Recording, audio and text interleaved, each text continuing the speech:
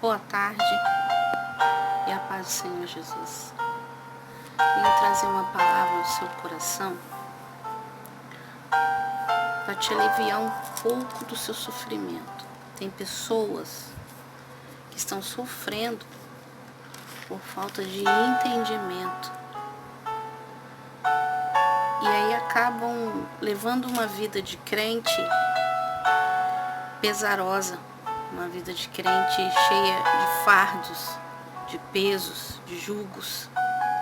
E não é isso que Cristo tem para a minha vida e tem para a sua. Mas nós precisamos ter entendimento. A palavra diz que nós devemos crescer na graça de Deus e também no conhecimento. Então eu quero trazer um pouquinho, uma gotícula de conhecimento da palavra de Deus para aliviar um pouco o peso da sua vida. Talvez você nunca tenha ouvido falar de princípios. Todo o reino de Deus, ele é regido por princípios. O que são princípios? Princípios são regras que nós devemos obedecer. E todos os princípios estão na palavra de Deus. Se você não maneja bem a palavra de Deus, se você não conhece bem a palavra de Deus, e se você não aplica em sua vida a palavra de Deus, você vai viver uma vida limitada, você vai viver uma vida pesarosa e você não vai desfrutar de tudo que Deus tem para a sua vida. E vai se encher de questionamento. Por que eu sou assim? Por que nada dá certo para mim? Ou dá certo até um certo ponto e não dá certo mais? Se eu sou crente, se eu oro, se eu jejuo, se eu vou para a igreja, se eu sou membro, se eu sou dizimista. Tudo isso é importante. Mas também preciso obedecer princípios e entender os princípios.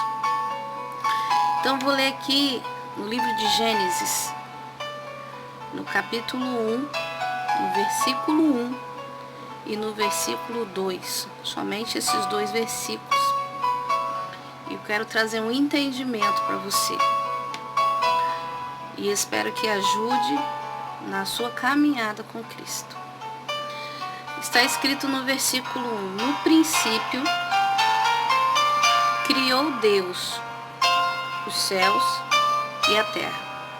Eu quero que você perceba, a palavra Deus está isolada, sozinha. Não tem Jesus e não tem o Espírito de Deus, ou seja, o Espírito Santo. E no versículo 2 está: a terra era sem forma e vazia. Havia trevas sobre a face do abismo. E o Espírito de Deus se movia sobre a face das águas. Então perceba aqui nesses dois versículos: no princípio criou Deus, Deus sozinho. Não tinha Jesus, não tinha o Espírito Santo. A trilogia não estava ali ainda. Logo mais abaixo, no versículo 2, a terra era sem forma e vazia, e havia trevas sobre a face do abismo, e o Espírito de Deus se movia sobre a face das águas. Somente o Espírito de Deus se movia. Mais nada se movia. Somente Ele. Mais nada mudava. Somente o Espírito Santo estava se mexendo, se movendo, saindo do lugar para lá e para cá. E eu entendi uma coisa. Nesses últimos dias, nesses últimos anos, nessas últimas décadas, se levantou um movimento neopentecostal. E o neopentecostal e o movimento neopentecostal, ele enfatiza muito o movimento do Espírito Santo. E O movimentar do Espírito Santo, não diminuindo o Espírito Santo, ele sozinho, ele não muda nada. Você pode perceber que quando vamos para um culto de revelação, nesses cultos que o irmão revela a sua vida, revela o seu CPF, revela sua identidade, revela N coisas. E você sai de lá. E as revelações podem até acontecer, e acontecem muitas vezes. Mas a sua vida não muda. O seu contexto de vida não muda. A sua história de vida não muda por causa de uma revelação. A sua história de vida não muda, a sua situação, a sua enfermidade não muda por causa de uma manifestação, por causa de um movimento do Espírito Santo. Perceba que o Espírito de Deus, ele se movimentava sobre a face das águas, mas ainda não havia nada criado. Ainda não chamou a existência nada para existir. Não mudava nada de forma, era tudo informe ainda. Isso é a palavra de Deus, não sou eu que estou inventando. A palavra de Deus é um princípio a ser seguido, é uma regra que nós devemos adotar para a nossa vida, para que haja mudança na nossa vida. E somente vai haver mudança quando, logo abaixo, Deus disse assim, no versículo 3, e disse Deus, haja luz, e houve luz. Só vai haver mudança quando a palavra que sai da boca de Deus, te der uma ordem. Haja mudança na sua vida. Chamar à existência aquilo que não existe na sua vida, ainda que você sabe que somente um milagre da parte de Deus, não um movimentar do Espírito Santo, numa tarde da bênção, da revelação, do culto de não sei o quê, do culto de libertação, do culto de afogação, sei lá de quê.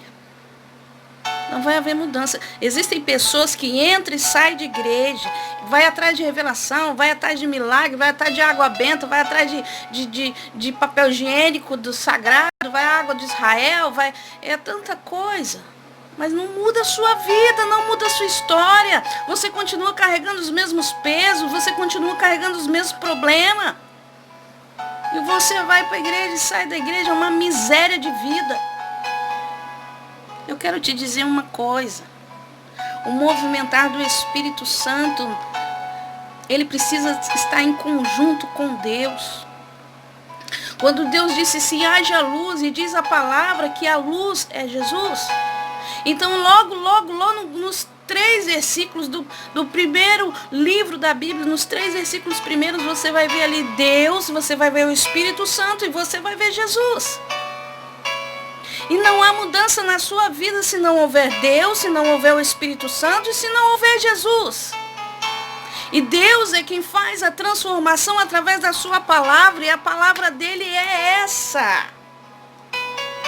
Não tem como fugir, a palavra é a palavra, não tem como mudar, não tem como dizer a palavra, sendo ela a palavra, de outra forma, se não for a palavra. E ela diz assim, lâmpada para os meus pés, é a tua palavra, lâmpada para os meus pés. Eu só posso caminhar com Cristo se essa palavra estiver calçada nela.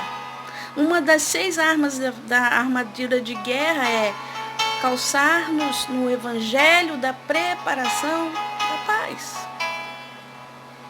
E onde Jesus entra, Jesus é o único mediador entre você e Deus. Só vai acontecer uma aliança entre você e Deus através de Jesus.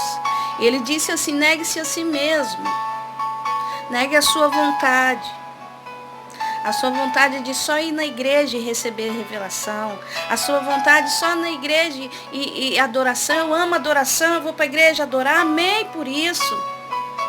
Mas aí você descarta o culto de oração, aí você descarta o jejum, Você não pode fazer jejum porque você tem dor ali, você tem dor aqui, toma remédio controlado, toma remédio. Mas, meu irmão, quando se quer servir ao Senhor, é 1 horinha, 30 minutos de jejum vai fazer uma grande diferença na sua vida. E a palavra diz que nós devemos jejuar. Não é aleatório. É regra, e regra é para cumprir. A palavra de Deus é a regra de conduta para o cristão.